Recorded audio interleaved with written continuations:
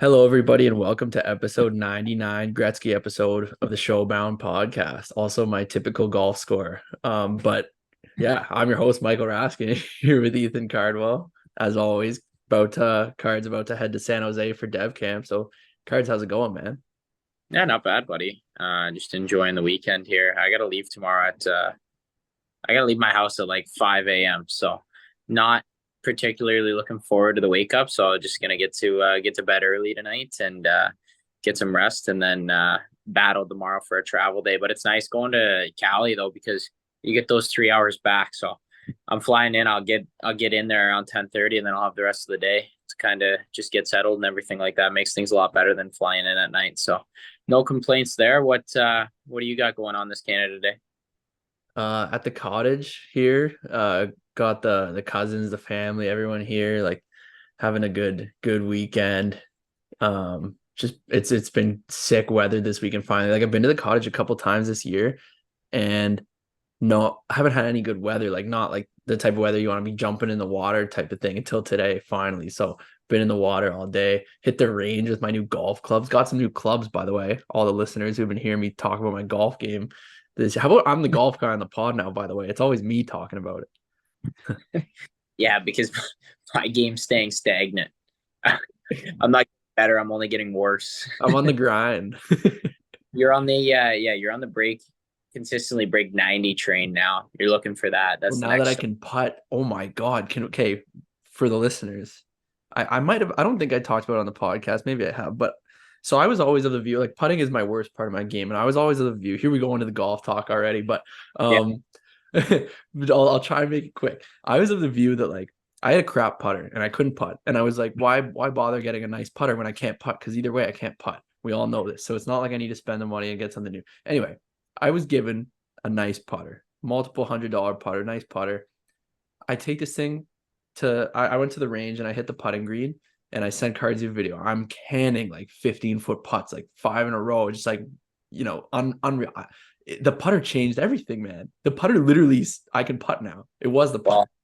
Well, I don't know if it's the putter. I feel like it's more mental, man. That's why you see guys on tour will switch it up. They'll get hot. It's just like different change of look and stuff. You probably feel better now that you don't have that. I don't even know what you call it. Your putter before you might have stole from a mini golf range one time. Just walked right out of it with the glow in the dark ball on the two side there. But For real. But no, man, I that like that it's the helps, man. weight. No, your It's the stroke weight looks to good. it though.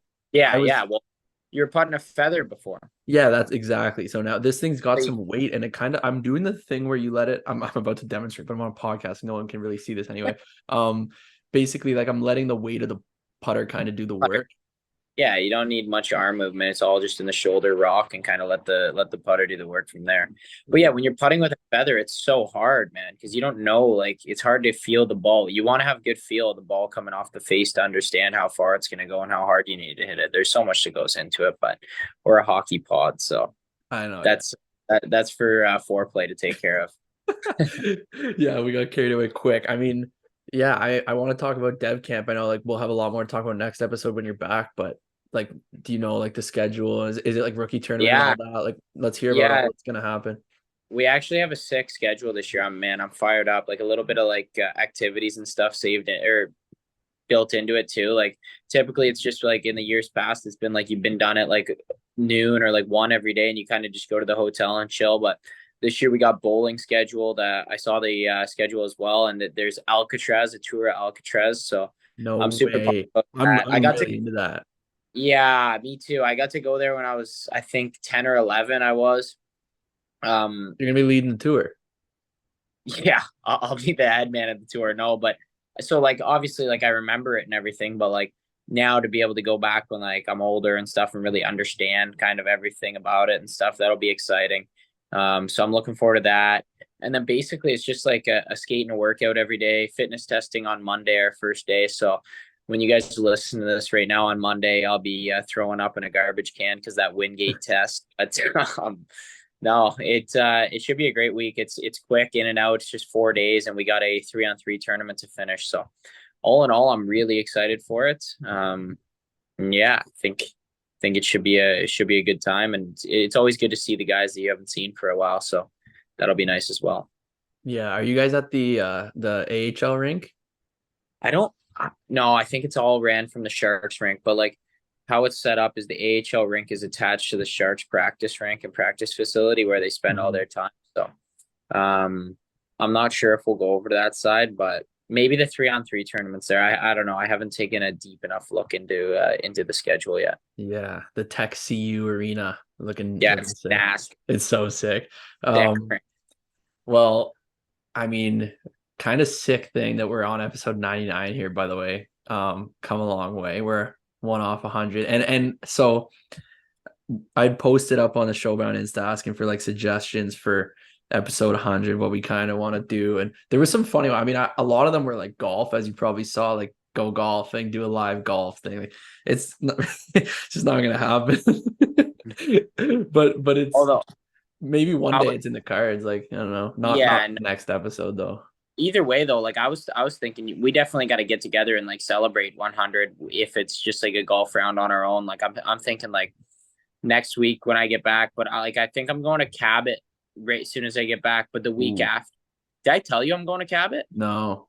You Yeah, man. I got just like for fun, or someone bringing you out, or like what's the so deal? yeah. So my buddy's a caddy out there, so he got a sick deal on the rounds. So family and friends discounts. So like it's kind of hard to say no when you're getting like a great deal to go play a place like that. So basically, all Yeah. we're paying and he has a place down there, so it's like free place to stay as well. So like it's unreal. So I'm super pumped to be set up with that. Like also like kudos to him for like setting her up and getting us going. But yeah, so that's like a few days after I get back from dev camp. I'm only going in from Thursday to Sunday or Thursday to Monday, so it'll be a quick trip, but that'll be like some real good golf. So that'll be some more golf content. But either way, we'll have to get a round going um, just following that because we got to get together, celebrate a little bit, and Are you cheers. when are you back from dev camp? I'm on the red eye actually. I got my schedule, so I fly out of San Jose at 10 p.m. Pacific, and I get in at 5:11 or something like that a.m. You And so what I day? don't know. I don't know what I'm gonna do. That's gonna be next Saturday. I'm coming in. Like I'll be here at 5 a.m. in Toronto next Saturday. So Okay. Well, I'm coming home on the weekend if you want to get around it on Sunday or something. yeah, Sunday could work. Saturday I'll We'll be like figure it out just off the recovering air. from my travel day. Yeah, we'll have to Yeah. talk about that. But And no, that'll maybe grab a little beverage to celebrate 100. yeah, toast to 100%. Yeah. And but yeah, and some of the suggestions for the 100th people, two people said to get our moms on. So that was funny. I don't think it like it'd be good content, but I thought it was funny to see that. Yeah, I don't know how that would go. Just like be kind of weird, I feel like, My but mom I don't wouldn't know. know what to say. She'd just be like, "Oh, like congrats." Like, Great. Yeah, good job. yeah. Uh let's That's funny though. But we do have we're planning something pretty good, a good episode for 100. I'll say that. I don't want to give too much away, but we got a good plan on a good guest for 100. And let's drop the guest for this one. We got a great guest for 99. Wayne. No, I'm just kidding. Imagine. Well, yeah, they already know the we got guest from the title, but it's someone who never got drafted. We're right off the NHL draft. Someone who didn't get drafted but signed with the Nashville Predators, and that's Nolan Burke, 50 goal scorer this year in the OHL with the Sarnia Sting. Earned himself a free agent contract with the Nashville Predators, and awesome interview with him and a former teammate of Cardsy. So good interview with him coming up. So stay tuned for that. But I mean, we got some. Do we want to talk any NHL draft? Like where are we at with the draft? I mean, there was a yeah, shocker. Bedard went first overall. yeah, that came out of nowhere. But no, that was obviously everyone saw that coming, but Chicago, yeah, they got a good one there. I think everyone knows that. But besides Bedard, I guess the biggest shocker would have been Fantilli not going number two and instead Carlson going to the Ducks. So I know it didn't come as much of a surprise to you because you texted me about 10 minutes prior to the pick and said, "Watch, this will be Carlson," and I was like, "Oh, we'll see." And Yeah, sure enough. I mean, there was a bunch of rumblings about it, but what was funny, like I saw it on Twitter and stuff. There was a bunch of Anaheim fans that had Fantilli jerseys already made up. Oh, And I'm just like, what are you doing? Like it's funny, but you that's like I mean the jerseys and custom jerseys like getting names on them now, it's like at least $300. at least I was gonna say at least 250. Yeah, and you can never wear that now. What do you do? No, You that wore it for draft day and that's it. I saw some Bedard 69 jerseys from Chicago Bedard 69 rolling into the rink, and somebody tweeted and goes, "These guys are rock stars." So I was laughing at that one too. That was pretty fun. I saw a million Bedard 98s though, Oh but yeah, that there was so many. but poor people in Anaheim, yeah, they got to go get those jerseys stripped and changed to a Carlson. Yeah. But But it was the draft. They put on a good show, man. Like I watched the whole thing. It was kind of long though. I mean, it was like a 4 hour first round, and the whole second to seventh was about 4 hours. yeah, it was about the same time, and normally it's longer though, dude, because there was no trades in the first round this year. It was absolutely shocking. Yeah. You would have thought maybe a team like St. Louis, they had three first rounders, either like collect some picks and move back or use their picks and move up, something like that type of stuff you typically would see, but nothing this year. So it was like it was pretty smooth and everything, but in the sense, I guess teams were just taking their time. I mean, there was a lot of talk about the first round being pretty deep and stuff. So I guess they were weighing their options for a little bit. It was people are I mean it's so early you can't really say anything, but people are calling it like one of the better draft classes of like a long time. And um it did seem like a like you've been hearing a lot of these names. Like it was a pretty highly talked about draft, I guess. So I don't know. I guess only time will tell, but maybe it's because Showbound's got people more tapped into the prospects than ever. So it's just we just know who they are. Yeah, exactly. What else we got? Oh, actually, too. Speaking of that, we got to get. I know I was talking to Barlow, 18th overall to the Mhm. Jets. We're gonna get him on here soon. We were talking about it mid-season, never got lined up, so we'll get him on, kind of get a good feel of what the draft was looking like, and I'm sure we could probably get a few other guys. So maybe get a little closer dive into what was going on that night. Nashville would have been sick too, so I'd be interested to see about like celebrations and stuff afterwards in Nashville. I know some of the GMs were making notice of the bars and stuff that they were having fun at. So um, I'm interested to hear all about it, but we'll get to that on a different time. But I don't know. What do you got here? Well, I'm just thinking like if as a GM, if you're first round pick, you see him at the bars all night the night he got drafted, you don't care. You just got drafted. It's not like it's not telling of anything. And you celebrate, you deserve it. So it's well deserved a good family celebration that night. But Yeah, and yeah, I think Nashville, you want sixth to. spot. Yeah, if you want to have a beverage after your draft, I think all whatever, let her fly. It's a pretty special night. Yeah, and I thought it was funny. Go back to last episode now that episode's out. The story where um when Doc is talking about like the guys who got locked out of the dressing room after they won the dub and they're sitting on the cooler of beers drinking. Like that Yeah, was so funny. We'd posted it, I think maybe today or yeah, I think this morning it went out on the socials. It's Saturday, by the way, July 1st as we record. So you know what yeah, I noticed is sometimes we don't really reference the dates we record often. yeah. Um And people are probably like, "What are these guys talking about?" I think it helps the listener. Day one of free agency day. There's been a million signings. We're not gonna bother going into that, and you can find them. You're not coming here to hear all the signings, but a lot of movement in the league. I don't know if you've seen it all, but Dubas putting in some work for your old favorite squad in Pittsburgh. um, but No, but the biggest one of the deadline so far for you would be Revo. I know that's huge, man. That's Yeah, huge. I mean, it's what the Leafs need. You need a guy, and he said in one of actually, yeah. speaking of that, sorry to cut you off. I just saw a tweet from Friedman saying they were picking up Klingberg too. Yeah, they did. The Leafs put that out. Yeah. Wow, Yeah, that's a good that's pickup. huge. I mean, tree living, man. Maybe just a new voice or whatever, new person calling the shots. You just need a little tweaks. Like the Leafs are close. They just need some tweaks. But Revo, like he said in his interview or something, um, he was like, yeah, like everyone knows the story with Toronto toughness, blah blah blah blah blah. He's like, I'm gonna make it easier on those guys because when it's needed, I'm just gonna beat someone up. That's what he said. That guy's he's a pretty straightforward guy. He's going to give you an honest answer, and I mean, he'll do his job every night. That's one thing that you can always count on. Revo is going to put in a solid effort. So, I Yeah. mean, credit to him. And his personality, the media in Toronto is going to eat it up. I think he's going to be Oh, quick to be a fan favorite. I think he'll be thriving. I completely agree with you there. Yeah, and he's kind of like he's a personality, and we're seeing the emergence of personalities in the game and stuff, and he's like, to get him in a big market, um, Yeah, it's cool.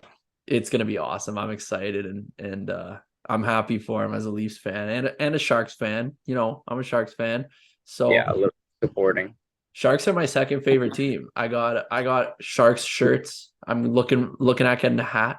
You know, I might be able to get a hat for you this week. Actually, if you give that me might a hat. that's something I might be able to pull off. So we'll have to see. As long as you're sending me encouraging messages this week and cheering me on through Dev Camp, then we'll see what I can do for you. Yeah, do you know, you probably don't know, but is a 3-on-3 tournament going to be broadcast at all? Maybe on the Sharks website or something? I think so. Yeah, I think it'll be on the Sharks website. Either way, I'll figure it out and I'll flip it to you when I Yeah. get it. I'll But keep an eye on the social. Like last year I was watching the inter squad games and stuff. Those were on they were yeah, broadcasting those and I was keeping an eye. But and yeah, make some friends, get some future guests, right? Um exactly. That's what Dev. Yeah, always get a few at Dev Camp. So we'll see. It's good stuff, and I'm looking forward to it though, man. It's exciting. It's only I'll be touched down at the airport in about 12 hours from now. So I well, mean, what other than that, I don't think we got too much to talk about. Good draft. Um, it's been a good week. It's been a good Canada Day so far. Hopefully the thunderstorms stay out or stay off and stay away for oh, you're gonna tonight. be down there for July 4th 4th of too. July. Yeah. Yeah. Yeah. Yeah. I But mean, you're not like you're gonna be out there partying. no, exactly. I mean, it'll be grinding days. I mean, I think that day we go bowling and then got the day off. So um, maybe go see some fireworks if they're doing any downtown, or I don't know if they do them or anything like that. But I like watching a good fireworks show. So, Yeah. uh, Do you know your and roomie yet or no? You just find out when you're no, I find out as soon as I get there. So, yeah. see. But I mean, yeah, I think we'll have more information and updates next week when I get back. But Oh, I'm looking forward. the 100th episode is gonna be a banger, just like this one. So, It's all in all going to be a banger, and it might be like two. It might be a week removed because we might have to wait till I'm back from the golf trip too. Then that would be some real good yeah. content. We got that. We got the dev camp. You'll be buzzing around for 2 weeks, picking up some stories, and Hmm. then obviously our guest, which will be announced soon. But stay tuned for that. I guess with all that being said, are we ready to send it over to Nolan Burke now? Yeah, yeah. With all that, let's send in Nolan Burke and enjoy this interview. All right, and we're pleased to be joined this week by Sarnia Sting superstar Nolan Burke here at Nashville Predator Prospects. So, Berkey, how you doing, brother? Good, Cardsy. How you doing?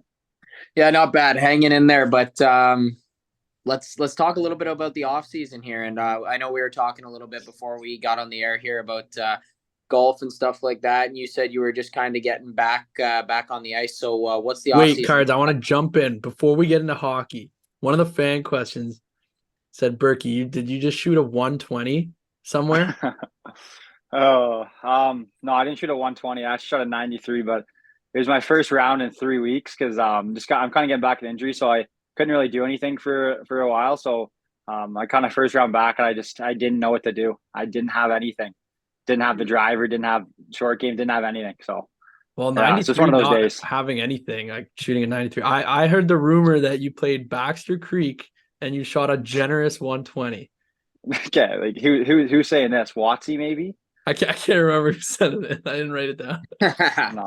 Somebody's lighting them up behind the scenes. Oh yeah, So always. I don't know if you can get into it, but what's going on with the injury, or was that something that was nagging you during the season? Yeah, so it was nagging me during the season. I kind of played the last half of the season with it. It was just like it's like a lower body injury, it's just inflammation and stuff. And I had to get a cortisone shot there last Monday.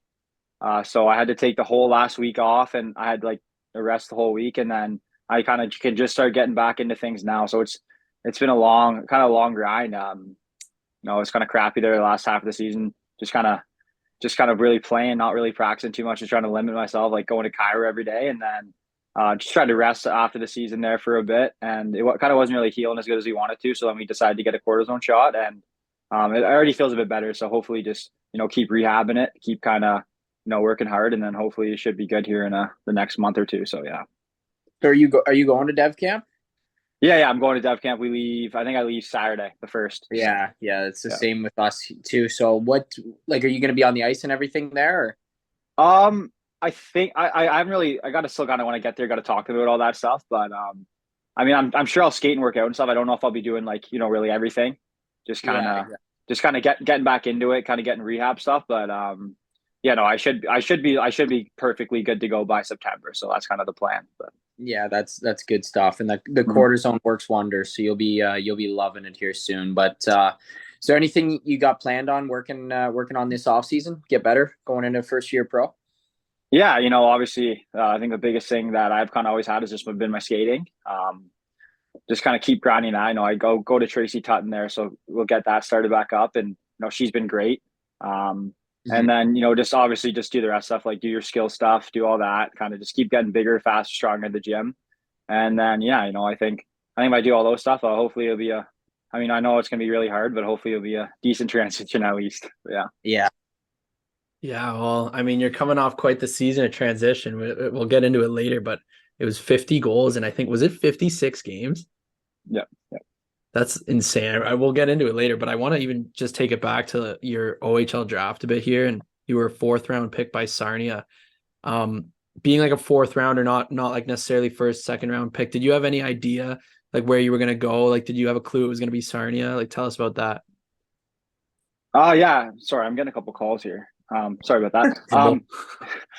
No, it says no call. Yeah, I don't know who it is, but um, yeah, no, I remember leading up to the draft, and I was kind of just like chatting with my agent, and I don't know, he didn't really know. He said there was like kind of an area. He's like, you could go from the second round to the sixth round. He said it kind of just depends on how the draft boards go. And then I remember it's always stressful on a draft day, especially when you think you're going to go a bit high, and then you kind of start to slide down a bit. And I remember I was just always just super nervous, and then it worked out really well with Sarnia because they went for the year before, so they didn't have a second or third round pick. Uh, so the first round pick was Jacob Perreault, who obviously we know is a pretty good player, and then we had two fourth round picks, me and Nolan Dillingham. So it kind of gave me a chance to make a good impression earlier, and I think I had a good camp down there, and they just kind of said they wanted to send me a year in junior to play some minutes and kind of get a little better, and then I think that worked out well for me as well. And then yeah, kind of just I think it was a perfect spot for me. I think I got pretty lucky there with getting drafted to Sarnia, and yeah, it's been pretty good. Yeah, and so you go after the draft. Obviously, you had a big minor midget year, obviously too, and scored a lot of goals, and that was your thing. And then you go into a first year with Pickering and split with Sarnia as well. So you're up and down between both those teams, and we spent time together in Pickering, obviously. So Yeah. your first year, how was that for you, like mentally and performing on the ice and stuff? Yeah, I think honestly that was probably the hardest year I've ever had in my life mentally. It's a big change, especially I found kind of leaving Peterborough just to live in another city. I didn't really know anyone at school, and like kind of just like that whole junior environment. I think it was tough for me kind of just moving away so young. And obviously I didn't really play good that year, have a lot of points or anything. I didn't really get a lot of power. I didn't really get any other special teams times or good playing times or anything like that. So it was kind of one of those years just had to kind of keep grinding and get through it. And I think the one good thing about that year is it kind of prepared me mentally for the years to come. So I think that was a good part of it.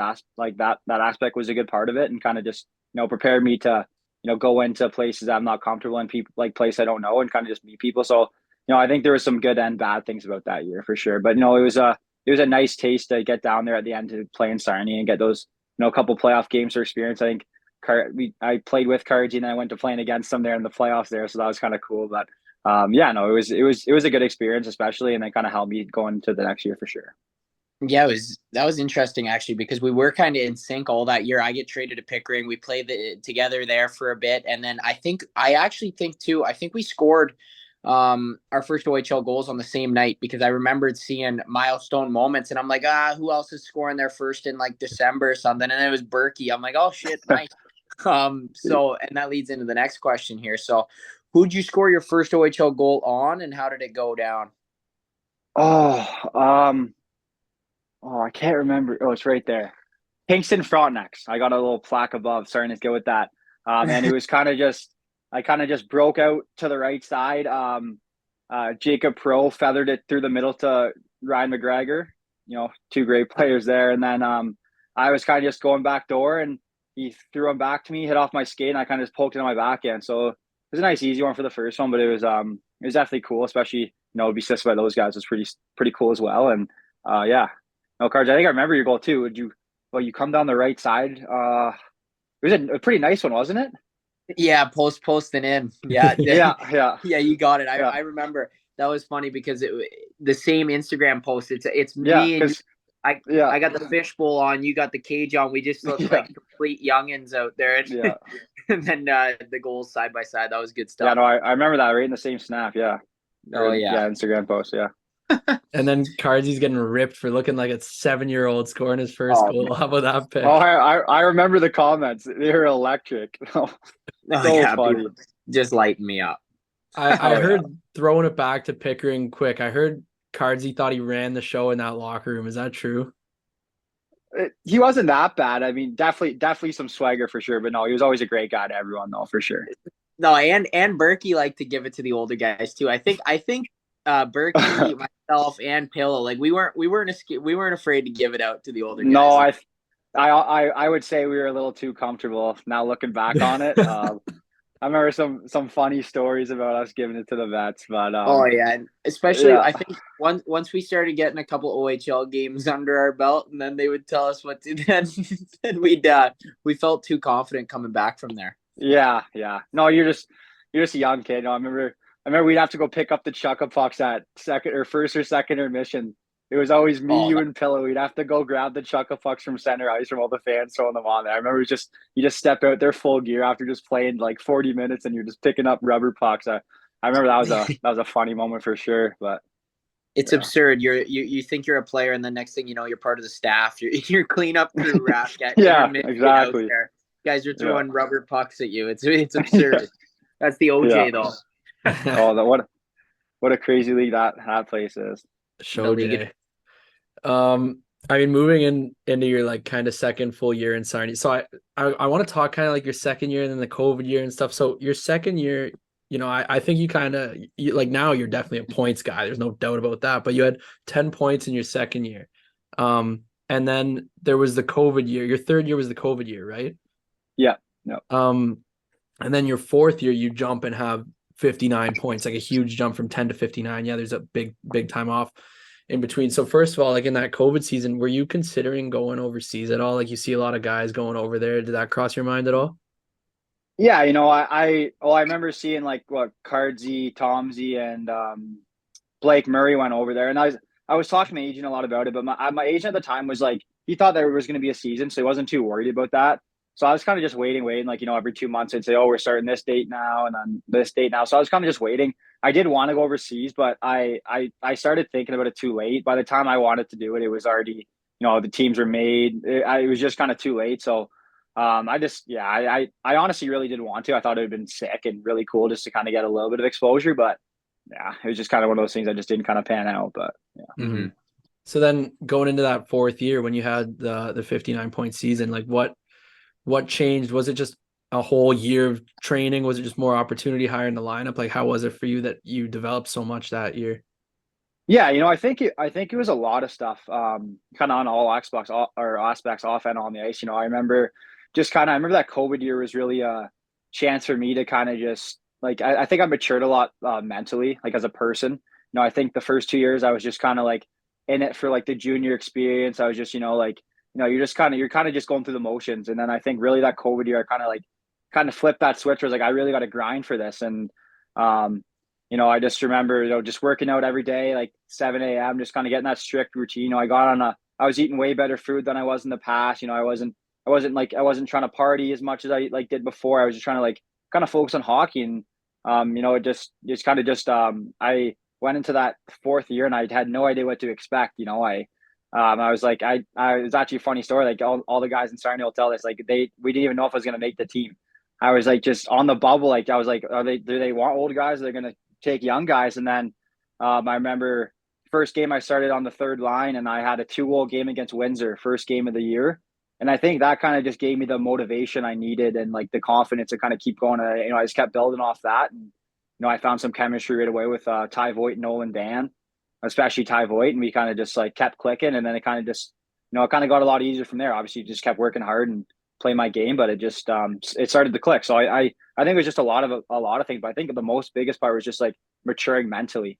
I think that was one of the things that kind of changed, was just kind of changing my lifestyle and just kind of fit my lifestyle towards more of a hockey thing instead of just being like a young teenager. Mm-hmm. Yeah, no, that's very well said. And we talk about it kind of a lot. Like everyone sort of brings up the mental side of the game. And when you lose the mental side, you lose the confidence. Now you're not scoring, then you get deeper into the hole, and it's like a whole thing. And it's always kind of cool to just hear it right out of like a player's mouth and like really reflect and understand it. But well, the Rask, like the other thing that I noticed too is like so many guys I feel like give the OHL like and the players like and the older guys on other teams and stuff. I feel like they give them way too much respect as a young guy, and I'm sure like you went through this, Berkey, but like I feel like the guys who have the most success at a young age are the guys who say like, you know what, like I'm not here to just watch these guys play. Like I want to start taking over games type thing. Yeah, no, Like, I think that's exactly right. I remember being when I was a rookie, I was terrified of the older guys.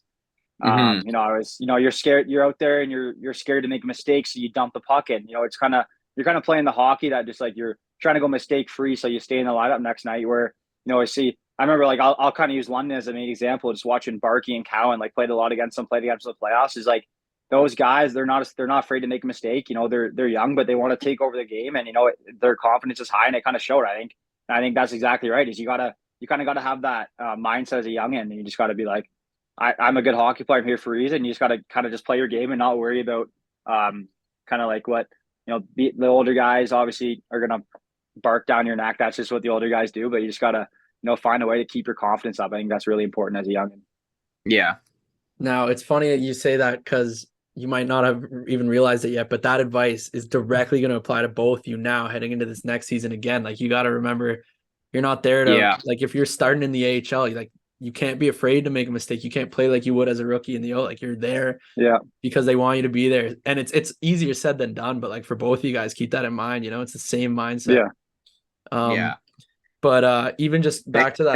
Thanks for the wise words, Rask. I just want to see you guys be successful, man. Yeah, I love it.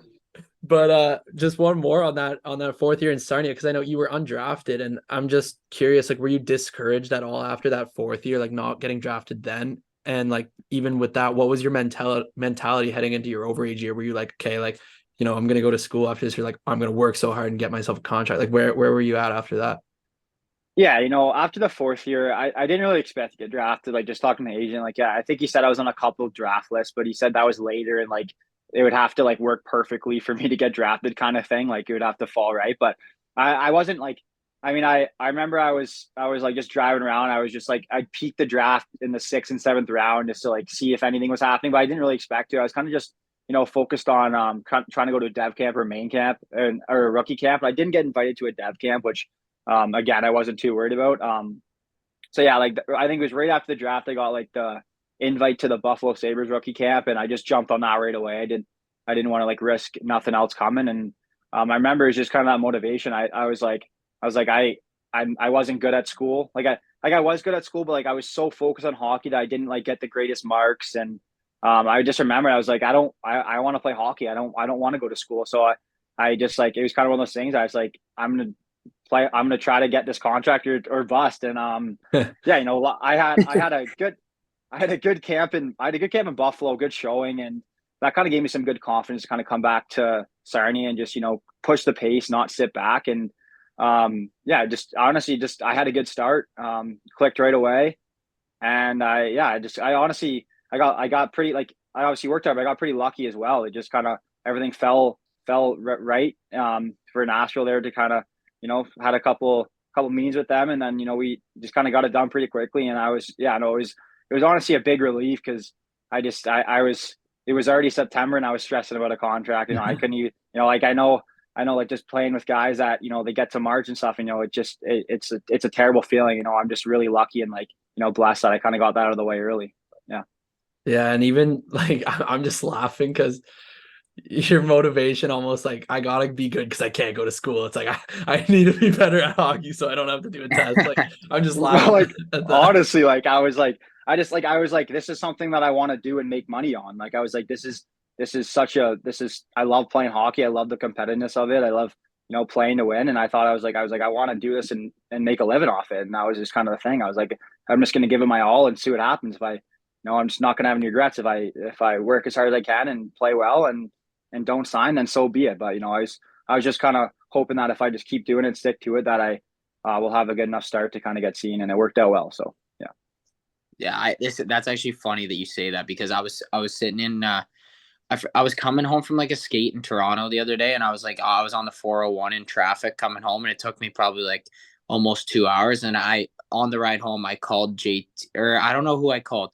I forget. I called somebody. I go, just remind me to just work really hard when I'm in the gym, because there's no way I can go into the real world and take on this traffic every day. Like yeah, like I, it's like I got to avoid the real world as long as I can and just do something that I love having fun with, like type thing.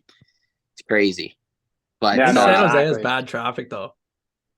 yeah, okay. But at least I'm going to the rink. Like I'm not coming Yeah, and going out in my 9 to 5 type No, thing. 100%, 100%. But we'll talk a bit about this year because obviously you exploded offensively with 82 points in 56 games with obviously the big 5-0 goals, and you threw another 16 points up in 15 playoff games.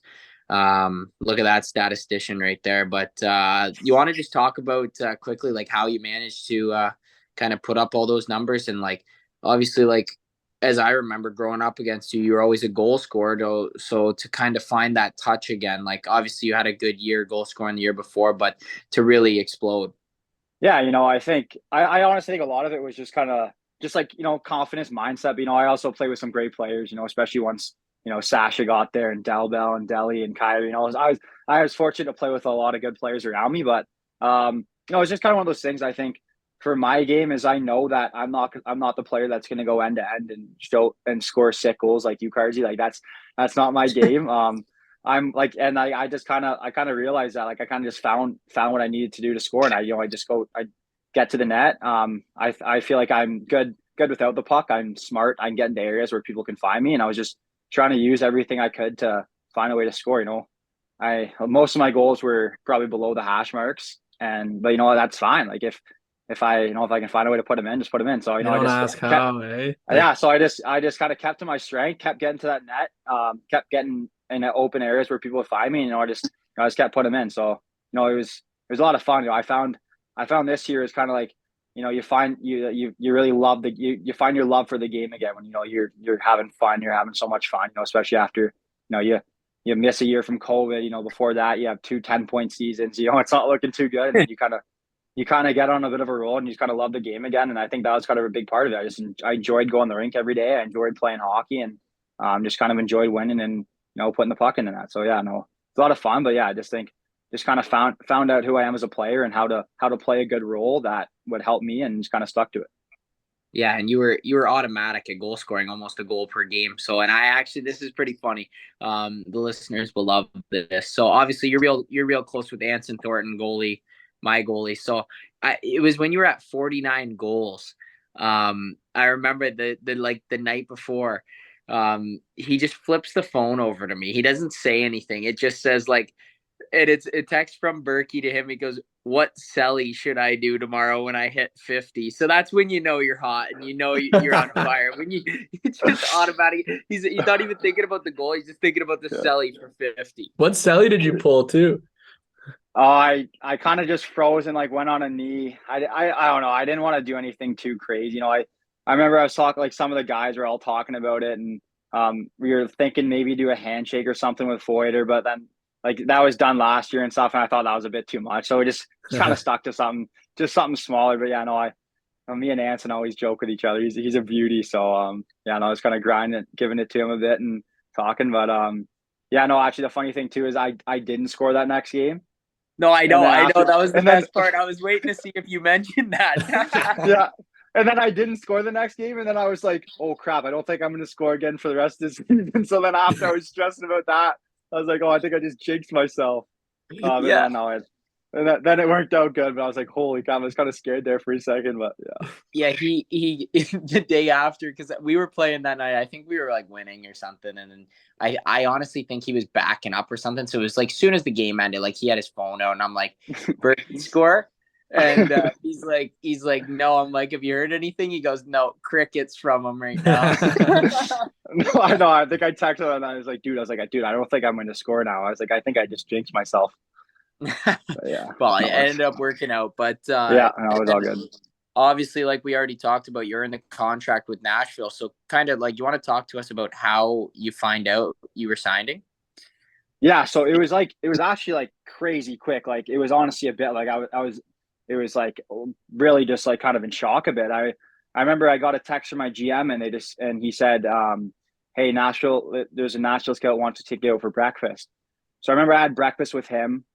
And then it was like a week later, we stayed in touch. I had a Zoom call with them. And then it was like, and I think like that night or something, my agent called me and goes, yeah, like they're sending over a contract. And I was like, holy crap. Like I was like, I Wow. didn't even think it was real. I was like this early. He's like, yeah, I know. Like, it's like, it was crazy. I think he worked a little magic too. And then, yeah, I remember it was just like a week later, I was in Guelph for a game and I just signed it right after that night. It happened like it happened 2 week span. It happened so quickly. And I know I remember I was just like I couldn't believe it was happening. I was just like looking in the mirror and I was like, holy shit, like I can't believe this is like a reality. I was like, and it kind of just makes you reflect on like like the years leading up to it, 10 points in the OJ, scratched every night, first year in the O, then you have a COVID year. Like it kind of just made me reflect Yeah. and it was just crazy to kind of think about how it all happened. But yeah, no, I was over the moon. I was just super excited to like have that opportunity to sign. And then there was another cool thing too, because I was thinking too, like they're like I think there was a couple other teams in the mix or whatever, but I remember Nashville. I was like, if I could pick like any team in the league that I'd want to play on, like they'd be up there. And it was just so fortunate enough to like work out to be them. So no, I was super lucky in a way for that too. But yeah, no, I was honestly in shock of it. Remember I was like in my build house, just walking around downstairs trying to like hide my excitement a bit on the phone with my parents. No, it was super special for sure. And then you're almost like, what? And this is just from my experience, but like when the negotiations and stuff start, like, or when it's like all going through the processing, like you get like a little bit anxious. You're like, hey, like let's just get this done. Like I need to get this done. Like I don't know if is this really real. Like I got to just sign this paper so it's done with and it's over. No, I remember I was so anxious the whole time. I was probably annoying my agent too. I'd be texting him every day, like, hey, any updates, any updates? Just, Yeah, yeah. trying to get it over as much as possible. I was like, I just want this thing done. But yeah, no, I definitely agree with you there. Any big purchases or anything to reward yourself since signing? Well, the first like big purchase I mean is I bought my family a puppy for Christmas. Kind of a What? yeah. We I haven't bought heard them that one before. no, That's a no. first. Well, because like I remember I got it all just around Christmas time, and I was like thinking of a gift to get them, and like, our dog passed away like a year before, and like my family just like loves puppies, and then there was this little breeder I saw like an ad in Sarnia, and I was like, that could be the perfect gift. So I picked it up right before I came home for Christmas, and I just walked in the house with it and it said surprise, and they're all good with it. Like I knew they would be good with it, or I wouldn't have got it. But yeah, no, they all just they're all good with it and loved it right away. And he's been a great dog so far. So yeah, that was the first purchase. And Wow. then Look at the that. second one I made was I bought Morgan Wallen tickets for Friday in Detroit, and I can't even go. So I'm actually looking to sell those right now if anyone's interested. But yeah, pretty bummed out about that. That would have been a sick concert, but yeah, those are kind of the really only two big ones. I've kind of just saved the rest. I haven't really made too many big purchases with it, but yeah. Smart, but that's an interesting one. We haven't heard that one, eh, Rask? No, Yeah. that's hilarious. I love that. Um, yeah, I mean, even just still on the Sarnia topic, just because you guys had such a deep playoff run and everyone likes to hear about playoffs and winning and success and stuff. And obviously you guys didn't get it done, but you went to the conference finals and lost to the London Knights there. So just kind of what sort of things do you learn from a run like that that you can maybe pass on to the people listening? Yeah, I think that like that was my first really ever long playoff run. I didn't get a chance or anything before. And there was a lot of us too. And it's it is what they say. It's a different beast come playoff time. It's more intense. Everything matters so much. And I think we had the team to do it. I think we could have beat London. I really do. But they had a really hot goaltending. They had great systems, and then we kind of we just fell short, honestly. We put a good run out there. We won 2 straight to get it back to 2-2, and then we kind of just fell off a bit. But it was actually probably the most fun I've ever had playing hockey. Just seeing all the fans show up. I remember I've never seen something like that in my life. I was used to it being like 2,000 fans a night, and then all of a sudden it's like packed a bar. And I remember before Game 5, after we won to make it 2-2, there was fans lined up around the whole building waiting to get in. I remember I was like, holy crap, like this is like you realize it's something like it's bigger than hockey at that point.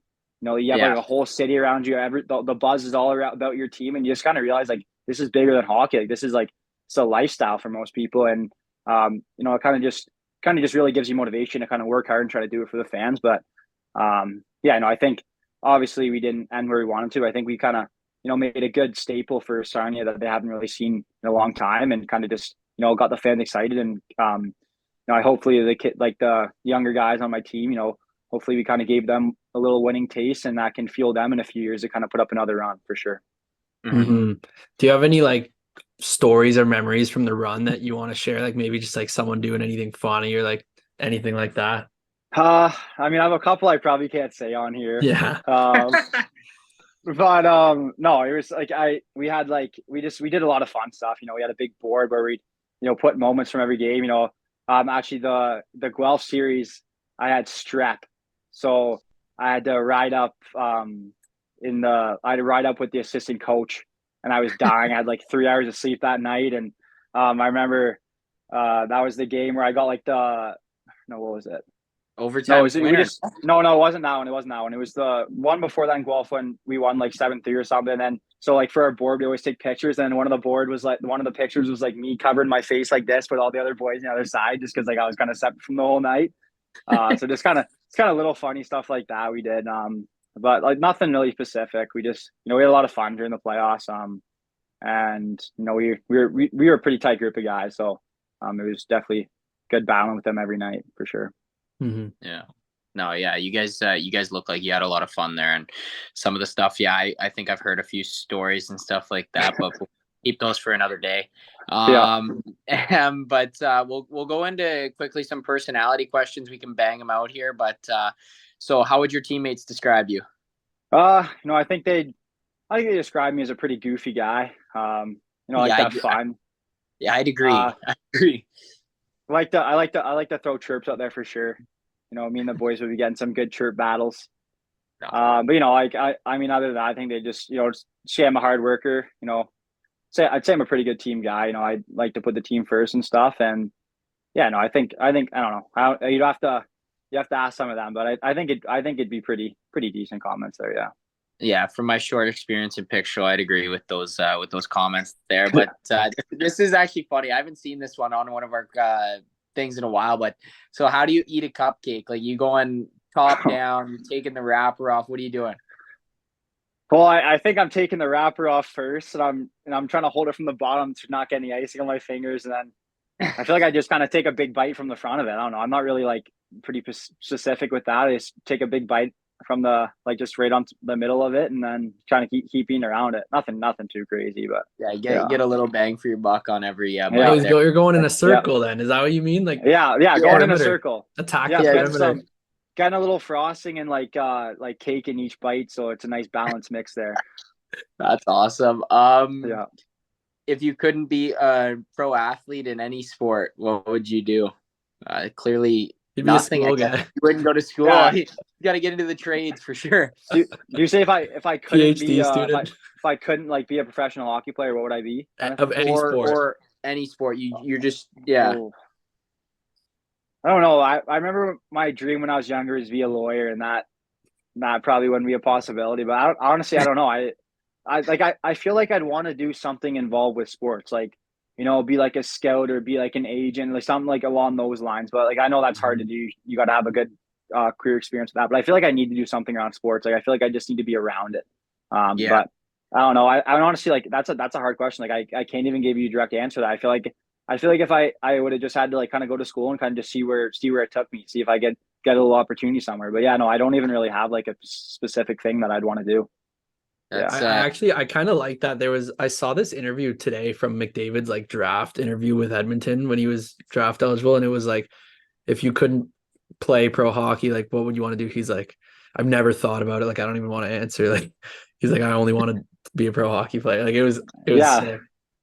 Yeah, no, yeah, I think it's one of those things that like unless you're unless like you're like kind of like having to like go through you're not really thinking about it, right? Because like you're in the O, you're just kind of thinking hockey, and then yeah, you just kind of hope it works out. But yeah. yeah, exactly. And tight group. So if you were stranded on an island for a month with 3 other members of the Sarnia Sting, who would they be? Oh, that's a tough one. Has to be. These are You have to have Voigt on there. You guys are like yeah. No, I'll throw tight. Voider on there. Yeah, I'll throw Voider on there. But like, no, that's a tough question though because you feel bad leaving guys out. But I think Dilly too, Nolan Dillingham. You know, we had classes together back in grade 11 and 12 coming up. So I've been pretty tight with him, and then probably Masty too. Yeah, we got along good. He's one of my best friends. We talk all the time, and there's a bunch of other guys I could put there too, but those are kind of just come off the top of my head for sure. Those 3. The originals in Sarnia. Yeah, that's exactly the originals. Yeah. Couple fan questions here. We'll go through them quick. But have you ever had a coach lose it on you or witness like a big meltdown?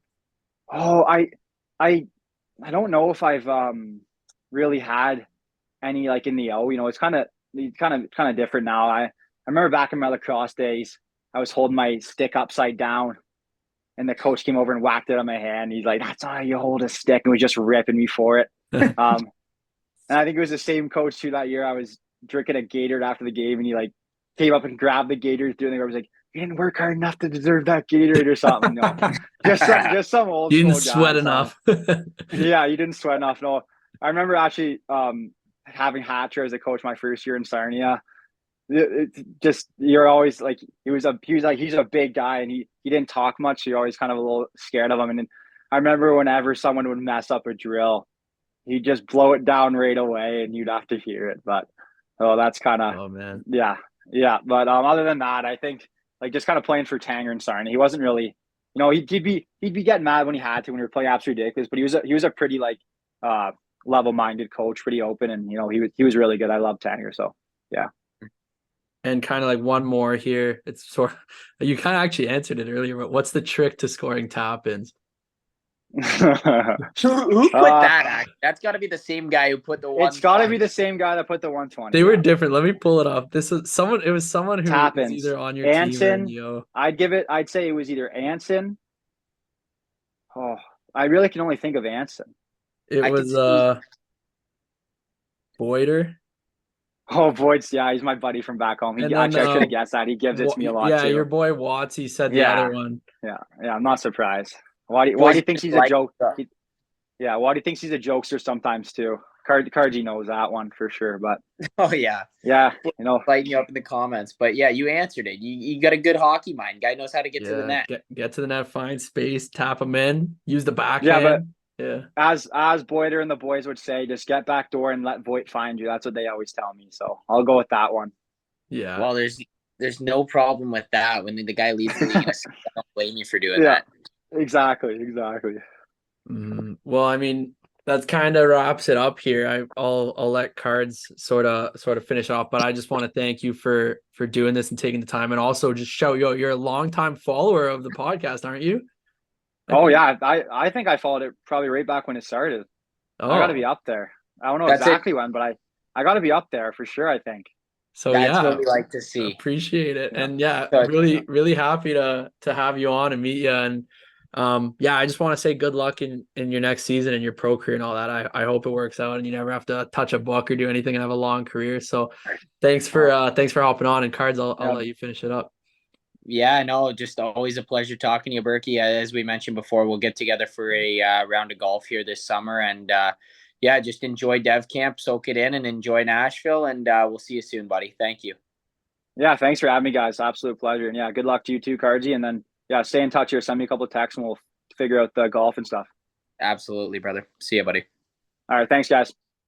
All right, I want to thank Nolan Burke for that. Cool story just with him. I mean, 10-point guy for 2 years in a row, like doesn't get drafted and finds his way, works hard, afraid of touching a book, so he worked even harder. And no, I'm just kidding. I love that though, man. I actually love the honesty of Ricky there, just saying like, yeah, man, like I'm not cut out for school, so there's really only one option here, and I got to kick it in high gear now. But That's he and good he recognized it. and that's the craziest thing people don't realize about the O. Like guys can literally be on the brink of getting cut from teams, and then all of a sudden have one big year, and boom, it's like now you got a career and you're gonna make money playing this game, or you're gonna give yourself another chance to be back in this league and keep grinding and stuff like that. So there's so many different routes to make it, and like I think that's important that we have a wide variety on this podcast, especially for our younger listeners and parents who are relaying message to their kids and stuff. Like there's never any quit in anybody, and if you work hard enough, you'll figure it out and you'll make it. Exactly. And there's no like time, it's not like you need to make it by a certain age. Like, I mean, we've seen it time after time again where people make it when they're older. People go to Europe and come back, people go to school and come back. But Berkey's interview was great. I always think it's cool, just hearing. I mean, that's what we do on this podcast. We hear about their path, and like it was insightful and it was cool, and I'm happy. Like I don't know him like you know him obviously, but he seems like an awesome guy. Yeah, he's super upbeat. He's always bringing like energy and stuff to the room. And like we were talking about on there, like he was always just yapping in the room, chirping everyone. I was tagging along, and we had good environment there. Like, and I'm sure, and I know from other guys and stuff, he's obviously still the same in the room. So he's a lot of fun to be around. But all in all, it was a great episode. But I mean, Canada Day right now, it's only 6:40. What do you got on the go the rest of the night? I know you're up north, so Yeah, I'm honestly gonna cook some dinner here. And then, well, I mean, normally on the lake here we have like a fireworks show and stuff like that, but there's a fire ban because of all the wildfires and stuff. So no fireworks tonight. It'll be kind of more of a chill night. Maybe just have a few beverages and hang by the water, but nothing not doing anything crazy. What about you? yeah. I mean, like I said earlier before the interview, is just kind of chilling because got to be up so early tomorrow. I think I got two nice steaks though that I've been marinating for a bit of Mm. the day. We So made I'm some gonna good go. steaks last night too. That's a cottage thing though for us. Like Oh, you eat right at the cottage, especially like when yeah, when treat everyone's yourself. here. It's dude, a nice steak on the barbecue is an absolute treat. So I got the barbecue actually. I started her. I got my grandma to flip her on before she went out to day festivities. So it's ready for me to roll. I'm gonna go throw some nice steaks on, a few ribeyes, and sit back and kind of just chill. Maybe watch a little bit of baseball and call it a night. But Mhm. yeah, different. Big week for Can't. you. Big week. Yeah, I got to be dialed in. Got to be dialed in.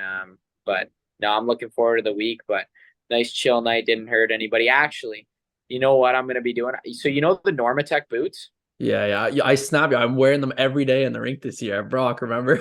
Yeah, yeah. So I got a pair. Nice. I, I love I those things. Yeah, so now I got some at home. So every night before bed, I just strap them on, throw them in for 30 minutes, and watch a show. It's unreal. And I'm like, my legs are just feel money in the morning when I wake up. Oh, man, I love them. They feel so good. Like I'd be throwing them on when I show up to the rink before practice and stuff. Like guys would walk in the room and just laugh at me like, Rask, you stand still and you're wearing the Normatex. I'd be like, whatever, man. They feel good. But the boys are burning 1,000 calories of practice. You're out there burning 15 calories, and Yeah. you're using their Normatex. I love that. They'll show We them. we we got like 8 pairs this year for the team. Wow, We and we they are throw them on the bus and stuff, and guys wear them back on that's wherever, beautiful. and they're nice. Yeah, so if you're a player looking to pursue university hockey, that's another reason to go to Brock right Brock, there. baby, hey, just send me a message. Yeah, Rascal will take care of you. Just put a good resume together. Anyway, But with all this, Cards, maybe a little San Jose weather report and wrap it up. I mean, it's absolutely stunning. I looked at the forecast in San Jose, so I don't Shocker. know about Yeah. all of you guys stuck here in Ontario or wherever you're listening from this week, but I'll be basking in the sun after my hard work days, of course. But no, it's going to be 30 and sunny and absolutely beautiful. And today it's currently a little bit overcast, but it's not stopping anyone from having great Canada Day fun. So with all this, just I hope you guys had a great Canada Day weekend, and hope you enjoyed the episode. And stay tuned for the big 100 coming up.